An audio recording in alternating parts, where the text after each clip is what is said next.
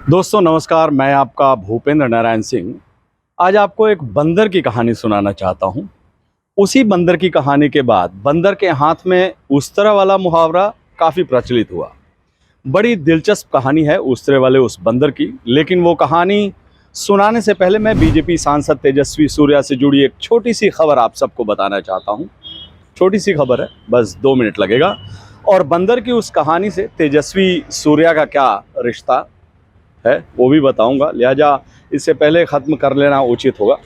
तेजस्वी सूर्या के बारे में आपको पता है कि वो बेंगलोर दक्षिण से सांसद हैं, बीजेपी के सांसद हैं। उनके बारे में ये शायद आपको पता ना हो कि वो माननीय मोदी जी और शाह जी के परम भक्त हैं। भक्त को भगवान की तरह से कुछ खास छूट हासिल होती है, लिहाजा हर सियासी भक्त सैया भय कोतवाल अब डर काहे का वाले माइंडसेट में ही रहता है। भगवान के नाम पर लोगों पर धौंस पट्टी जमाना और कुछ अजीबो गरीब हरकत करना सियासी भक्तों की फितरत में शामिल होता है। तेजस्वी सूर्या के बारे में खबर है कि उन्होंने यह कारनामा इंडिगो की एक फ्लाइट के दौरान कर दिया। तेजस्वी सूर्या की सीट फ्लाइट की इमरजेंसी डोर के पास थी और जब एयर हॉस्टेस सभी यात्रियों को इमरजेंसी डोर की इंपॉर्टेंस और आपातकाल के समय उसके इस्तेमाल करने का तरीका बता रही थी, उस वक्त तेजस्वी जी उस इमरजेंसी गेट को खोलने में जुटे थे। तेजस्वी जी आदमी टैलेंटेड हैं और उन्होंने फ्लाइट के उड़ने से पहले इमरजेंसी गेट को खोलने में कामयाबी भी हासिल कर ली।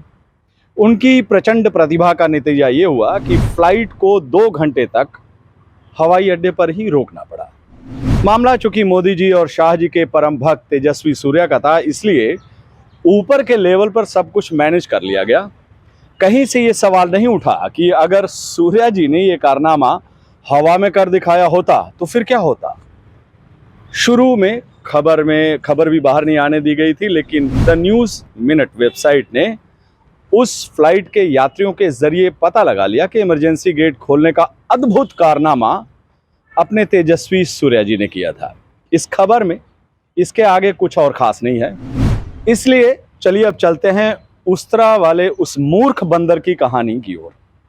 वो मूर्ख बंदर अपने स्वामी राजा का परम भक्त था। राजा ने उसकी भक्ति से खुश होकर उसे अपना अंगरक्षक नियुक्त कर दिया। बंदर को हथियार के तौर पर एक उस्तरा भी थमा दिया। समझा दिया कि वो जरूरत पड़ने पर उस्तरा से राजा के दुश्मनों का मुकाबला करे। पहले दिन बंदर को एक मक्खी राजा का दुश्मन के तौर पर दिख गई। मक्खी गहरी निद्रा में सो रहे राजा के कभी पैर पर बैठ रही थी, कभी सिर पर बैठ रही थी। बंदर बाबू उस्तरा लेकर अपने स्वामी राजा के दुश्मन मक्खी का मुकाबला करने लगे। मक्खी राजा के मूंछ पर बैठी तो वहां उस्तरा से वार कर दिया। उस बंदर ने उस्तरा से मक्खी का बाल भी बांका नहीं हुआ, लेकिन राजा की आधी मूंछ जरूर गायब हो गई। यही हाल राजा के सिर के बाल का भी हुआ। खुद बंदर महाराज भी उस्तरा से घायल हो गए। उनके हाथ का उस्तरा राजा की गर्दन तक भी पहुंच जाता, लेकिन गनीमत ये रही कि बीच में ही राजा की नींद खुल गई और उन्होंने समय रहते ऐलान कर दिया, बंदर के हाथ में कभी भी उस्तरा नहीं देना चाहिए।